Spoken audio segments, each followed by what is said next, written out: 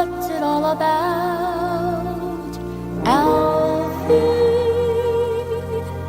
Is it just for the moment we live? What's it all about when you sort it out, Alfie? Are we meant to take more than we give? Or are we meant to be kind? And if only fools are... You probably didn't know Dionne Warwick was such a significant philosopher, but there she is, outlining some of the really basic questions, starting with what's it all about? Are we meant to take more than we give? Are we meant to be kind? Is life just about getting through some period of time? Some finite am I trying to get through 49 minutes of radio right now? Or ideally, I'm doing something more profound. I hope so, because if I have the right person to do that with, that would be Agnes Callard. She's been with us before. She is a philosopher, associate professor of philosophy at the University of Chicago. And her new book is Open Socrates, The Case for a Philosophical Life. And so, first of all, Agnes, welcome back to our show. Thank you. And you actually do begin on a very Alfie-like note with a contrast between Tolstoy and Socrates and the idea of getting through the next 15 minutes or 49 minutes or however many minutes it is. Say a little bit more about that. Help our listeners understand what you're showcasing there. So Tolstoy had a crisis, kind of an existential crisis when he was around the age of 50. Where he started to worry that his life was pointless. And it's very, very shocking and surprising that Tolstoy, arguably one of the most successful human beings who's ever lived, could have had that worry. Does my life have any point to it? I mean, he'd already written Anna Karenina and War and Peace. He was this, noble aristocrat. He was incredibly, not just respected, but revered in Russia. He had a wife, he had a big family, he had this beautiful estate. His life was perfect, basically.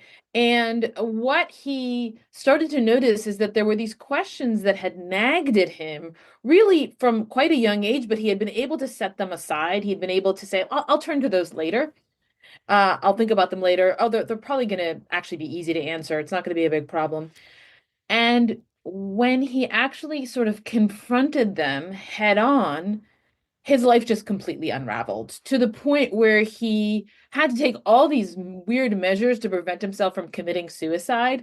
Like he wouldn't venture out with his gun, or he would, hide a rope that he might use to hang himself from the rafters of his bedroom. So that's sort of Tolstoy's confrontation with big and fundamental questions.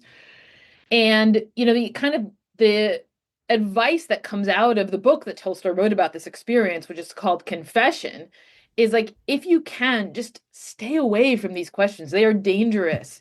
There's really nothing you can do. Once you look them in the eye, there's nothing you can do to try to solve them or come up with answers to them.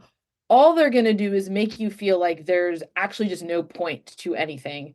And the lucky people are people who are like the illiterate peasants that Tolstoy describes himself as admiring, because these questions don't even occur to them. And they have to live their lives in such a kind of day-to-day way that they're never going to be troubled by questions like this. So that's one kind of case. That's the life of Tolstoy, who says, do not open Pandora's box of philosophical questions. Although, to be fair to Tolstoy, one of his lines that kind of echoes through time is, how then shall we live? Which is a really basic kind of question. Absolutely. But what Confession says is like, just don't try to think about that. That is, maybe you can say it. It sounds nice, doesn't it? Like, it sounds nice to say it out loud and it sounds kind of deep, but like, stop right there. Just don't actually try to like propose an answer, then see whether the answer works or not. Test that answer, try to find a better. Once you start walking down that road, you're walking into an abyss. So there are a lot of people who kind of like the idea of fundamental questions. They like the ring of them, the sound of them. And I think Tolstoy would say that's fine if you're doing it in a kind of poetic way or something like that, but just don't actually try to do philosophy. Don't take that next step of trying to answer, how should we live? So I then bring in Socrates, who had kind of a similar experience to Tolstoy. Namely, there were these fundamental questions about how he should live and how the people around him should live that bothered him, obsessed him. He really couldn't think about anything else. But he had a very different response, which is just like, I'm going to devote my entire life to trying to come up with answers to these questions. And the Socratic dialogues are the record of him living his life in that way. Right. So one of the things, by the way, if you were listening to the stuff about Tolstoy and guns and ropes, and you were in any way thinking about what we were just talking about, there's Suicide and Crisis Lifeline. Call 9, or you can call or text 988. We wouldn't want to trigger you into something like that right now. So one of the other things that Tolstoy is doing essentially is trying to do this by himself, which a big point of your book and a big part of Socrates is this is probably not something that you can do alone. There's a method. Although I just want to pause and say, you kind of hint at a very interesting carve out from that for creators of fiction. You've got an Elena Ferrante quote in the book, but it made me also think about Milton. Milton really has to imagine multiple mindsets to create Paradise Lost, and he really has to climb inside Satan's red flaming skull and think about, whoa, what is Satan's perspective about all this? And so that's sort of an interesting thing. The thing that you talk about is the Socratic method. Maybe one of the exceptions to doing it in tandem are the people who have to think up the other side of the equation. So let me start by explaining why you might need other people, and then we'll consider whether fiction is really a counterexample. I think in a way it is, but in another way it isn't. So my claim, what I argue in the book, is that when we're trying to inquire into a certain kind of question, the kind of question where that answer to that question is so important that we're already using it, we're already making use of the answer. Like, how should we live is a question where obviously we think we know how to live because we're living right now. We're already doing it. So we've already presupposed the answer. I call these untimely questions because they come at the wrong time. They come after we've already got an answer. How do you raise a question after you already think you have an answer? And the answer to that is not by posing it to yourself. That is, if you think you have an answer to a question, then when you pose it to yourself, you're mock asking the question. You're not really asking it because you've got the answer. It can be at most a rhetorical question to yourself. But you can pose it to another person, and you can listen to the answer, and you can sort of test it against your answer. And what I argue is that what this process allows you to do is to see into certain blind spots that you might have with respect to your own answer to the question. That is, there are ways of probing and testing that answer that you're not going to find on your own. You're precisely not going to find them because you don't want to find them, because you want to think your answer is the right answer. And other people can open the door for us to see what are our hidden assumptions, what are the bits of argumentation that are weak behind our views that we don't want to be thinking of. Okay, so that's why you need other people for thinking, according to Socrates. Now, what I say is that there is a way in which fiction gives us a workaround, not just for the novelist, actually, but also for the reader of the fiction. Mm-hmm. Fiction allows us to kind of probe into these untimely questions insofar as they surface in the lives of fictional characters. And I think a lot of authors of fiction are particularly attuned to these questions. They're attuned to sort of meaning of life crisis moments because that's what we want to read about. Mm-hmm. And so in that way, fiction authors are kind of experts in untimely questions, but not when it comes to themselves, not when it comes to the living of their own lives. And so Ferrante echoes Tolstoy in saying, look, there's a kind of terror, a kind of unspeakable terror about these questions when it comes to the living of your own life. And you have to shut that door. And what you can do is move over to this hypothetical world where we're not inquiring into our own lives, but we're sort of investigating, in a way, doing experiments on these fictional people that we're allowed to experiment on because they're not even real people. And I think both the novelist and the reader are afforded this experience, but it's a little bit frustrating because what we really want is to do that to ourselves. So I was thinking about today about some examples of the Socratic method that I've seen in modern life, besides you, of course. And I thought about a series that was done several decades ago by a television pioneer named Fred Friendly. He did a series called Ethics in America. And a lot of these episodes included these roundtables of there was sort of like a U-shaped table that had all these people who were very recognizable thinkers. They were jurists and philosophers and people like that. And there would be one moderator who would pose hypothetical scenarios to them. So I'm going to play one of them. This is Charles Ogletree, who was the best moderator, I always thought, of those kinds of things. You're going to hear him talking to Justice Antonin Scalia. Both of these gentlemen are no longer with us, but you'll hear. And so what he's done is he's set up a hypothetical scenario, and he's been asking other people around the table about it too. It's a young man named Robert who has somehow or other been able to obtain answers to a college entrance exam in advance. And has now taken the exam and gotten whatever score he's gotten, and is now struggling with the question of whether or not to submit those scores as part of his college application. And Ogletree also did a lot of role playing, so I think you'll hear him with Scalia pretending to be Robert, and Scalia is supposed to think of himself as Robert's father. The other thing I'm going to warn you, just so you don't think your radio broke or something, is that there's an 8-second silence by Scalia. I watched a lot of these things when they first came out, and Scalia, whatever else you think about Antonin Scalia, he really thought about things. He really pondered these things. All right, so here's A1, Maestro. Here we go. Once again, I don't know whom you recompense. There's no identifiable victim that I can tell you to go and make amends to. Is that what you'd advise me? I'd advise you to retake the exam and use your second score in future applications. Now, that may mean you'll have to be out of college for half a year when you'd rather be there, but that's the price of your folly. Well, Dad, as you said, I'm getting older and I should be more responsible. I'm going to disregard that advice. I'm going to use the scores. And this is one mistake I've made, and I'm aware of it.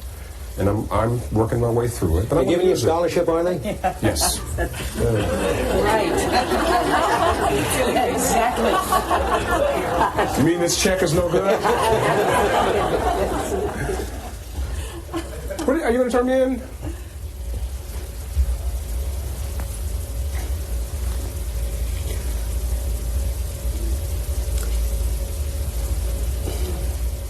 It's a hard question, isn't it? And it goes on from there. I believe, as I recall, Scalia does eventually say, yes, he will turn this hypothetical son in and explains the reasons why. But I don't know, Agnes, just kind of react to that. Yeah, I think, I guess the Socratic reaction is, first off, that there's really a question to be inquired into here. That is, it's not just, okay, how do you get this guy to do what you think is the right thing to do? It's like, what actually is the right thing to do? And this guy is the person who you can inquire into it with. He is really in that situation at this very moment. So like, this is your chance, this guy, and it's also this guy's chance to inquire into this question. And like, more generally, Socrates was in the predicament that these people are just all the time. He intentionally put himself into this predicament because he would find what is the weird moral question that is kind of posing difficulties for the person that he's talking to at this very moment. Let's go into that one. So I'll give you a few examples, and then I'm going to come back to Robert. He meets this guy Euthyphro, like a kind of prophet type guy who is prosecuting his own father for murder. And Socrates is like, let's talk about what is piety. He asks a child, Lysis, do your parents really love you? He asks some generals, you know what courage is? So he's asking them to sort of explicate the fundamental concepts that would underwrite like the things they're doing right now or the things they're about to do in their lives. All right. So with Robert, I think the interesting moment for me was the moment where he said, look, I made one mistake. It's one mistake. Robert thinks he understands that it's a mistake and he thinks it's over and done with, right? He thinks, I'm not becoming a cheater by cheating. That is, this action isn't transforming me. But like, there's a question, well, how does a person become a cheater other than by cheating? And would you, Robert, be okay if this were you becoming a cheater?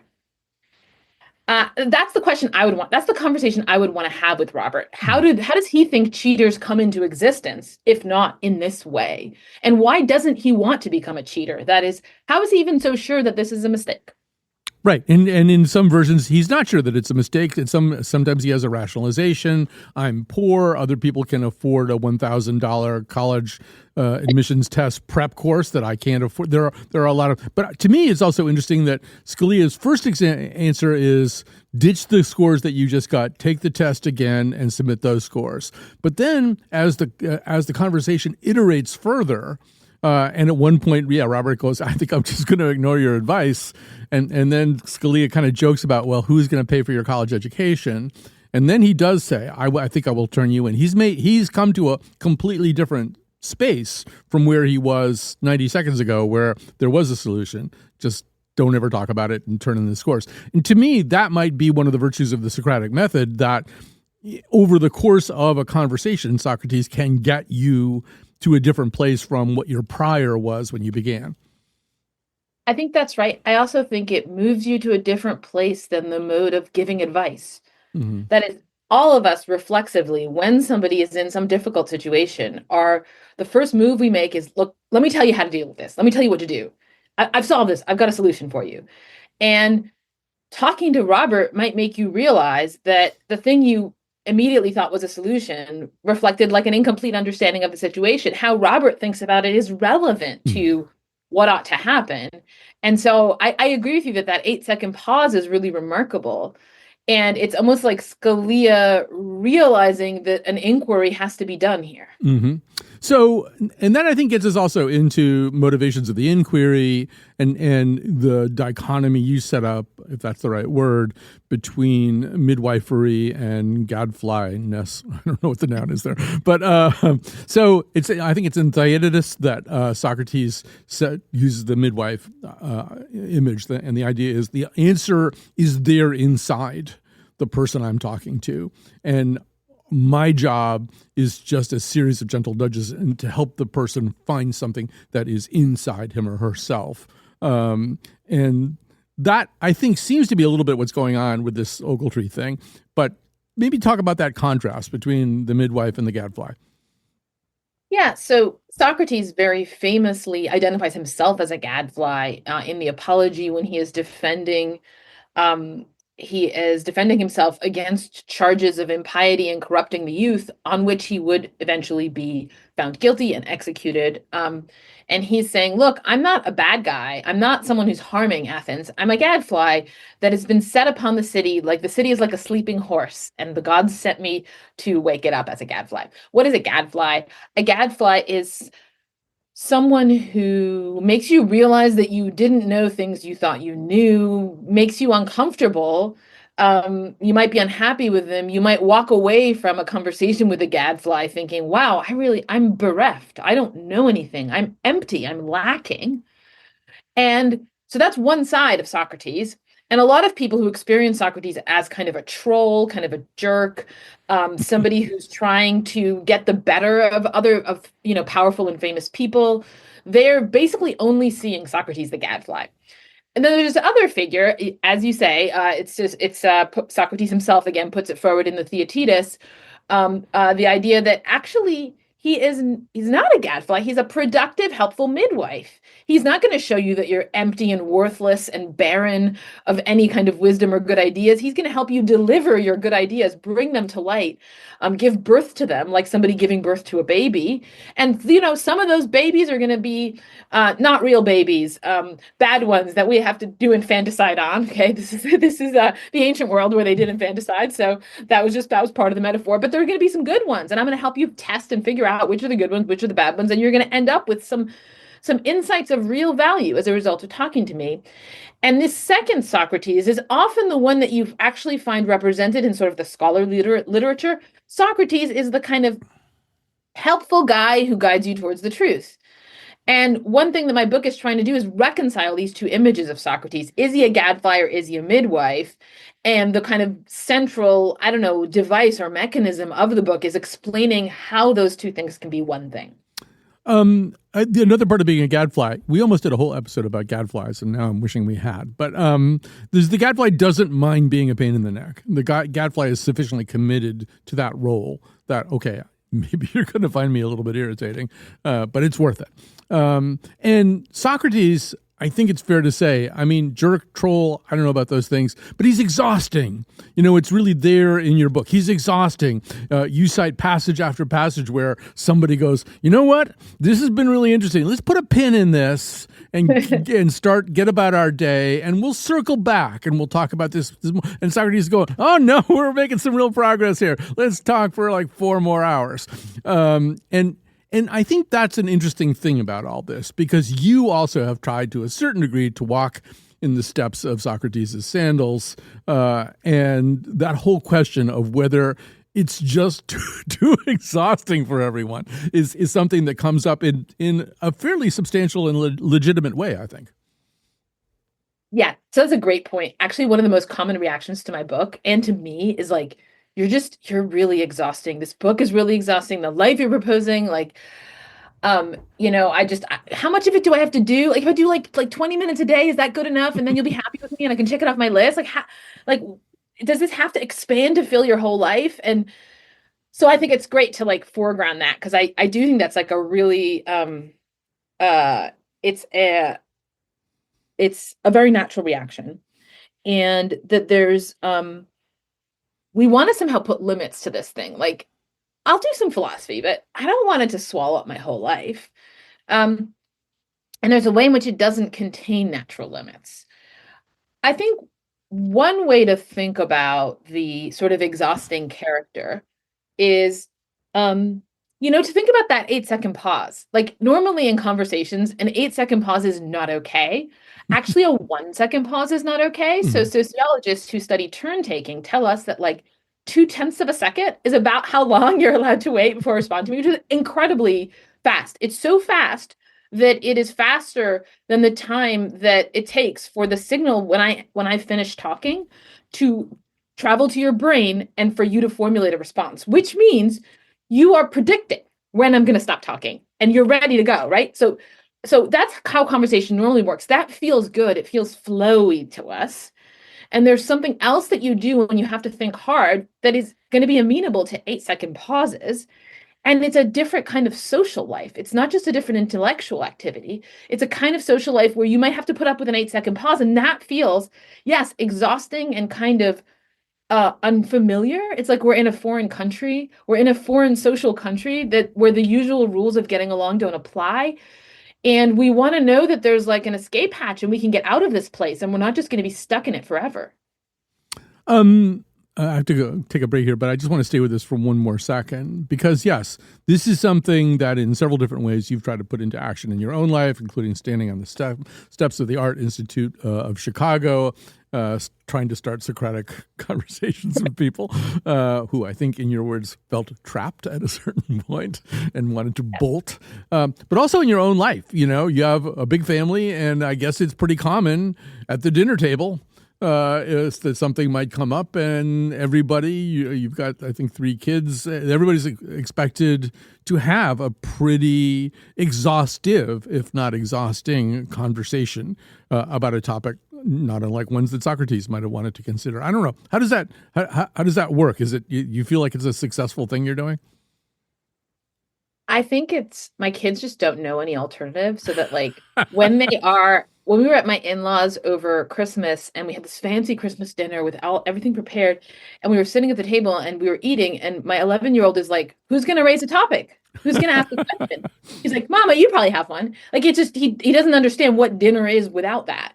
So you can kind of raise your kids to not know that there's anything else, and then they don't know they're supposed to be exhausted by it. What, did a topic come up that night? Yes, it did. It was, should you ever get revenge? Ah, that's in the book too.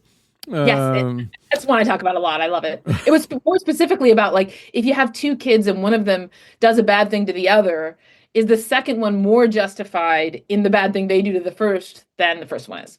That's a good topic. All right. Unfortunately, we have to take a break right now, but fortunately, Agnes will be back. We have so much more to talk about, so let's do that. But now that your lips are burning mine, I'm beginning to see the light, boy. Beginning to see the light, boy. Beginning to see the light. Now that your lips, they're burning on mine, I'm beginning to see the light.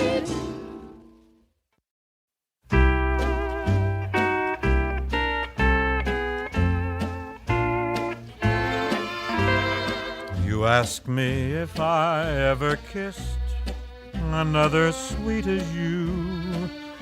If I said I kissed another, you would look for someone new.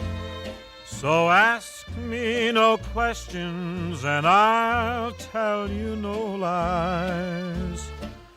Ask me no questions and there'll be no goodbye. You asked me. Well, that's not going to work in the world of Socrates. Here to say more about that is Agnes Callard, Associate Professor of Philosophy at the University of Chicago. Her new book is Open Socrates, The Case for a Philosophical Life. I think we probably ought to just take a moment to remind ourselves and remind the audience a little bit about who Socrates was. It's worth pointing out there are no extant writings by Socrates. Everything is kind of secondhand. It's not even entirely clear to me whether he was comfortable with the idea of literacy and reading and writing and stuff like that. But tell us more about what we do know about this person.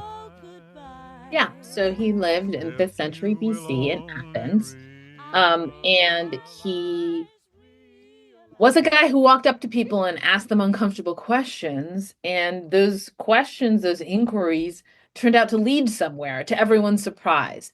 People had two different kinds of reactions to Socrates. So, like, one group of people were just really pretty triggered and pretty upset with him and thought that he was, like, undermining the basic social fabric. And those people eventually won out and ended up putting him to death, but only after he was like 70. So he got to do this for a while. But there was another group of people who were enthralled. They thought, here is a new thing under the sun. Here is just an absolutely new phenomenon, a kind of like a moment in world history. I think some people who met Socrates realized they were encountering a moment in world history. And the genre, the Socratic dialogue, was born. That is, Socrates gave birth to a kind of writing, which is writing down Socrates talking to some other guy. And there were a lot of people who wrote texts of this kind. The ones that we have left are Plato and Xenophon. We also have a play by Aristophanes that's earlier that is also Socrates in conversation, but more like making fun of Socrates. And so Socrates didn't write anything down, but the reason we don't have anything written from Socrates is not because his writings didn't survive. It's because he didn't write anything down. Whereas we would have a lot more of these dialogues if those writings had survived, but only from these two authors have they survived, Plato and Xenophon. And these are not records of actual conversations. They're not transcripts, but they're also not like purely fictionalized in the sense that it's very clear that they're being presented for an audience who heard of Socrates and heard about his conversations at least secondhand. And so Plato and Xenophon couldn't have gotten away with twisting the truth too much. And on writing, you're right to say that Socrates is suspicious of writing. By contrast with conversation, what he says is that a written text is like a statue. At first, when you see the statue, and suppose it's painted, you might think it's a person. It might trick you into thinking that it's a person. But what you notice is that it always stays in the same position, unlike a person that can move around. And he thinks that, a text first seems to have all these ideas, but when you try to probe it and ask it questions about those ideas, it just says the same thing every single time. And Socrates was interested in the kind of use of language where it doesn't say the same thing every time. It changes what it says based on what you ask it. At one point in the book, you kind of give us a nutshell Socrates, which I really like. It's a couple of times on page 129. And we are talking about whether he's a hardline intellectualist. And you write, I think that Socrates is just what he seems to be, namely someone who believes that we don't know, that if we knew, we would act on our knowledge, and that philosophy, the pursuit of such knowledge, is the only sure road to becoming a better person. When you put it like that, it sounds like the perfect model, really.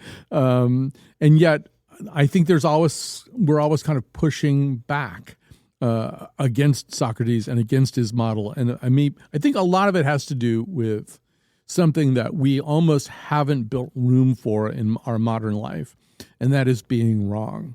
So much of just survival in a society, of the maintenance of status or a million other things, kind of militates against ever being wrong or seeing that you're wrong or wanting to find out if you're wrong. But maybe you could say some more about that.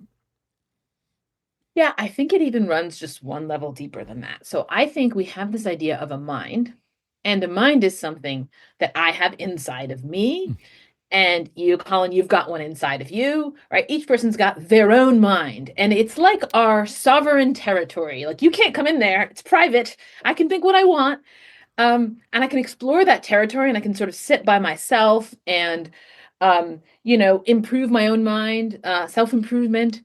And I think that's a very, very deep part of what it is for us to respect ourselves is to see ourselves as having minds. And there's a way in which Socrates is threatening that image. What he's saying is, no, you don't really have one of those.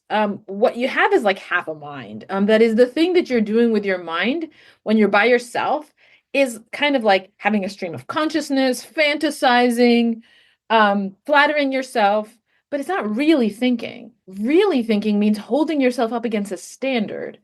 And you're not inclined to do that to yourself. You're inclined to flatter yourself. And the standard is other people. And that's a matter of them being willing to show you that you're wrong. And so we don't want to be shown to be wrong because it shows us that our minds aren't what we thought they were. So I was thinking about this and thinking about how could we inculcate the habit of being comfortable with occasionally being wrong. And there's this term that I've stolen from a British comedian named Frank Skinner, and it's called the IEM. And the IEM, that stands for idiotic eureka moment. It's the moment at which you realize something that everybody else already knew. And because this is fun, it's not as serious as some of the things we've been talking about, some of the things that Socrates would have been talking about. But for example, the other day I had an IEM, and it was, and I have a prop here just to show you. Agnes can see me on a Zoom camera. I realized that all other things being equal, mittens keep your hands warmer better than gloves do. I'm 70 years old. It's just time for me to be put to death, apparently. But also kind of late to be finding that out about mittens. So I put something up about that on Facebook, and I said I had this idiotic eureka moment, and I explained what it was. But there were people going kind of, "Oh, Colin, how could you not know that?" And I was sort of trying to say, no, it's fun. This is fun. It's fun to have an IEM. It's fun to think, oh, my Lord, everybody knew that but me. And I feel as though if we kind of had some of these practices in our society, that it could conceivably be fun to be wrong, in a low stakes, amusing way. That might help us a little bit with being wrong in possibly more substantial ways. I think that's a great point that so something I've noticed in like a Q&A of a talk. Actually, I had this Q&A recently where somebody came up to me and remarked upon it. Somebody raised an objection and I responded to the objection. It was a good objection, but I gave a good response to it.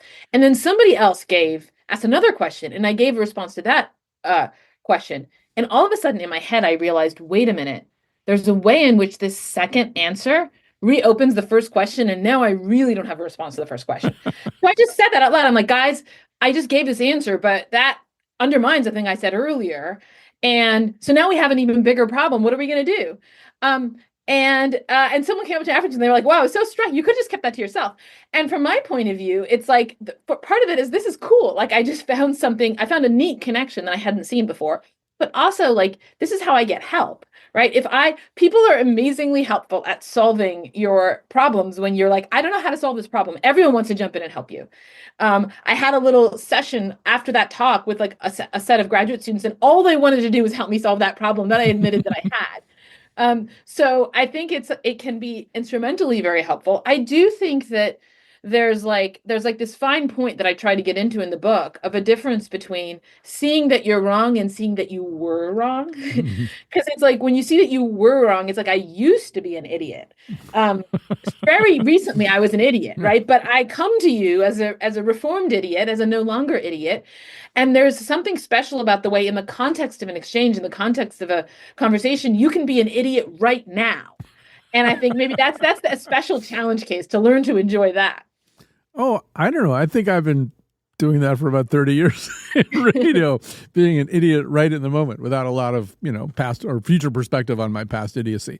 But yeah, I agree. And I think, well, I'll just say one more thing about this. We got to go to a break. The other thing that I'm hearing in the story that you told is sincerity. I think your students are also reacting to your sincerity. And I think that's a big point about Socrates. And one of the things you address in your book is, and it's the term irony is used, but another way of putting it, I think, is Socrates just winding people up? Is he just asking these questions to wind the other person up and get them all flustered? And does he really mean these questions?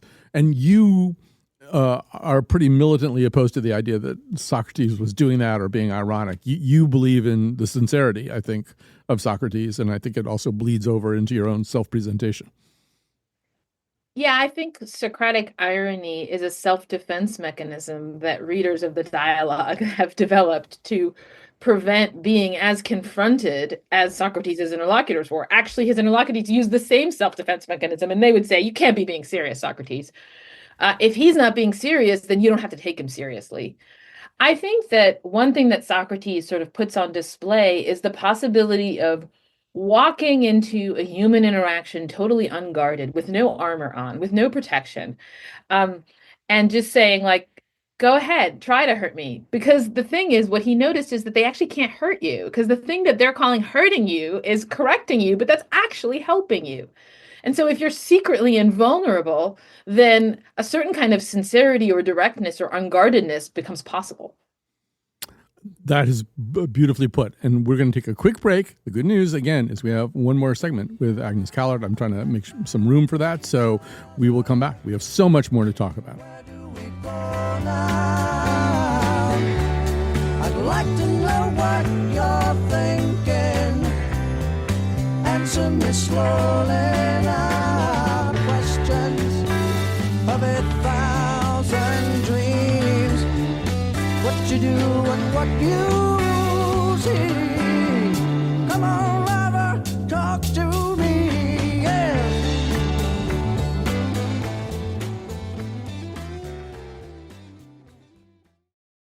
Time to say some thank yous. The reason this show so often sounds so good is largely due to the efforts of the maestro, Dylan Ray's our technical producer. This particular episode is produced by our senior producer, Lily Tyson. It is therefore a Lily Tyson Quality Entertainment Productions feature. And we are with Agnes Callard. First of all, she's a philosopher, associate professor of philosophy at University of Chicago. Her new book is Open Socrates, The Case for a Philosophical Life. So I think another problem here, Agnes, particularly as we get to the sort of the public sphere, is the degree to which we've started to segregate ourselves so that we are rarely talking to people who have very different belief sets, very different priors from ours. And when we do, it's almost always in a either confrontational or very argumentative setting. So I talk about this way too much, but it's had this big impact on me. But so I have this, I walk my dog in a nearby park at a time of day early in the morning with a lot of other people who are walking their dogs. And this is kind of coalesced into this kind of hodgepodge random group of people we know each other's names, we know our dogs' names. We often don't know that much about each other. And it's really the only thing we have in common is we're there in the park walking dogs. And so there was an instance on the election day of 2024, the day after the election, where I was walking the dogs, and I suddenly realized there was this tension. And it turned out that one of the couples who walks their dogs there were Trump voters, and most of the other people weren't Trump voters. And some of them were angry or resentful or just freaked out or wondering whether they wanted to walk with these people or whether they should go have a big argument with them. And I found myself thinking, no, we already know that we like a lot of things about these people, that they treat our dogs really nicely. They're nice people in other ways. The idea that we would just immediately cut the cord and separate ourselves from these, it seemed very reflexive for a lot of people. And I kept thinking, well, no, I like these people. I don't share their politics, but that might, if gently approached, lead to some interesting conversations. But I don't know. I don't know what you think about that. And you're on a college campus a lot of the time. I would imagine it's, if anything, exacerbated. But that idea of just not making room in our lives for very different people. Yeah. So it's very interesting how you framed it. It's like, should we cut the cord or should we continue to be friendly? Where it's almost like the actual conversation you might have with them is not in either space, right? It's like, if we're gonna take seriously the fact that they're Trump voters, then we're not going to associate them with them anymore. Or we can remember that we have all kinds of stuff in common, and they're nice to our dogs, and we can be friendly. And what goes missing there is the actual navigation of the disagreement. Yeah. Now, I think that even with people, even when we don't segregate, even when we do segregate ourselves and we're with people that we're close to and we agree on a lot of things, we still try not to argue or have disagreements with those people, even over minor things. So, and it might just be that the kind of recipe here is like baby steps rather than like immediately confronting your most distant political opponent. And that's true on a college campus as well. But that, like some people say to me, well, argument is a bad word. Like, arguing with someone means like you hate them. And what philosophy is trying to train you to do is to break your very deep association between someone's being like-minded with you, that is like agreeing with you, and someone's being someone with whom you can profitably engage or associate. And there's a lot of stuff in just like the very basics of how human interaction is structured that ties those two things together so that we feel like we either have to overlook differences or cut the cord. And what my book tries to describe is the set of interactions that open up for you when you think there's a third option. Yeah, and I should say also, I mean, first of all, I haven't done a good job with this, even with the kind of gentle approach. I've just sort of avoided certain things. And your book makes me think that there are ways to have really interesting conversations with people like this that, that don't create more distance. I will say that one thing that I figured out about them was that they were just very, very, very profoundly devout Catholics who took the abortion issue very, very seriously and couldn't vote. They couldn't vote for the other candidate because she was such an apostle of reproductive choice. And so I was talking about that. I was on a forum with an audience, a panel, and I was talking about this example. And I said, and these are people who grew up believing a certain thing. They believe a certain thing. It's not necessarily the thing that you and I believe, but they believe it, and their actions grow out of that belief. That and it just seems unfair to overly penalize people for their sincere beliefs, which lead them to a choice that you and I would not have made. And as I'm saying that, I'm looking out in the audience, and there's this woman who's just slowly shaking her head at me. It's just like, no. And I thought, this is going to be a long climb here. That idea that you are going to at least legitimize some of the beliefs that get somebody to a certain place so that you can have that conversation. But your thoughts? So, I mean, one thing is, I think Socrates would just agree that we have to avoid a lot. He says he gets criticized for not taking part in politics in his own time. He doesn't go to the assembly and say, "Hey, Athenians, here's what we should do." And people are like, you're not a real man. That's what real men do, is like argue in a political context. And Socrates is like, if I did that, I would have been killed way before I was 7. I mean, he doesn't say that because obviously he doesn't know he's going to be killed, but basically he says that. And, he is looking at encounters where he thinks you can move forward. And I think he thinks it's fine to decide of some of them, there's no moving forward here, as long as there are other ones where you are actually deciding that you can move forward. Now, in terms of the person, the issue that happens with sort of political disputes is that we have a difference of opinion. We disagree about morally about abortion. And we map that onto like a zero-sum contest where there are two groups of people and one of them is going to win and the other one's going to lose, and the one can only win if the other one loses. I call that politicization. And I think that when that happens, you're not really conducting an inquiry into the truth of a set of beliefs. What you're doing is playing a certain game. And you're worried about, like, for instance, the other side scoring points and legitimating their views. And like all of that is like fake. That is, it's not really happening. It's a symbolic kind of sauce that you're layering on top of what is an inquiry. But if you get too much of that layered on there, you can't actually ask the question, like, is abortion morally okay or not? So we're having this conversation on January 22nd. People sometimes stumble upon this podcast whenever, but it's January 22nd, 2025. So yesterday, newly inaugurated President Trump is actually it was Yeah, it was Monday. It was Monday. All right. At the National Prayer Service at Washington's National Cathedral. And the bishop there, Marian Edgar Budd, made a plea from the pulpit. We're going to hear a little tiny bit of how that went. This is C1. Let me make one final plea, Mr. President. Millions have put their trust in you. And as you told the nation yesterday, you have felt the providential hand of a loving God. In the name of our God, I ask you to have mercy upon the people in our country who are scared now. There are gay, lesbian, and transgender children in Democratic, Republican, and independent families. Some who fear for their lives. Okay, I was right the first time. This was on Tuesday. So, Agnes, this flunks the Socrates test a little bit. She's up in a pulpit. He's sitting down below. There's no opportunity for an exchange of ideas. On the other hand, she's trying to introduce a moral or ethical question or set of questions in the form of a plea for mercy. I don't know, just react to that a little bit. So I sometimes say complaint is the thin edge of the philosophical wedge. That is, there's a sense in which a complaint is the fundamental form of a complaint. Beneath the surface is, why am I being hurt? Why are you hurting me? Mm-hmm. Especially if it's addressed to the person who's hurting you. Why are you hurting me? And I think, one way to hear that is just as a kind of instrumental. I'm going to try and guilt you into doing something different. I'm trying to manipulate you. But another way to hear it is really quite sincere. It's like I'm asking you a question. Why are you hurting me? Do I deserve to be hurt? Is it worth it? I want you to think about those questions. Those are questions for you. They're questions that are meant to sit with you.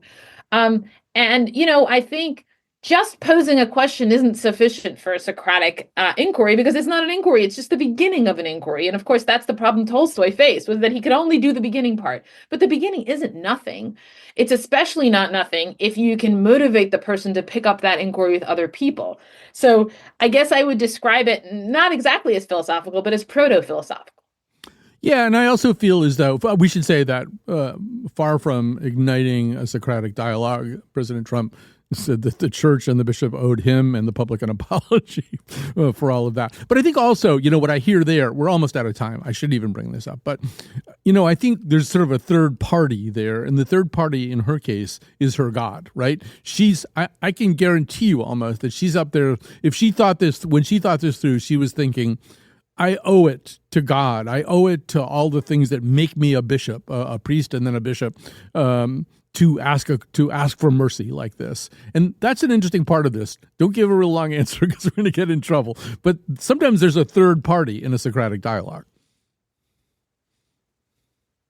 I think Socrates tries to deny that, basically, and to say, no, it has to be restricted to two people. But I guess what I want to say is that I think, the very thought that Trump thinks they owed him an apology just shows you how this got to him. That is that he saw the complaint really as addressed at him, not at God, but at him. It hit him in a way, and he wanted to peel it off himself. And thus the demand for an apology. Agnes Callard, always fascinating to talk to you. I hope this is just one of many more conversations that we will have. Agnes Callard is Associate Professor of Philosophy at the University of Chicago. Her new book, Open Socrates, The Case for a Philosophical Life. Thank you, Agnes, and thank you for listening.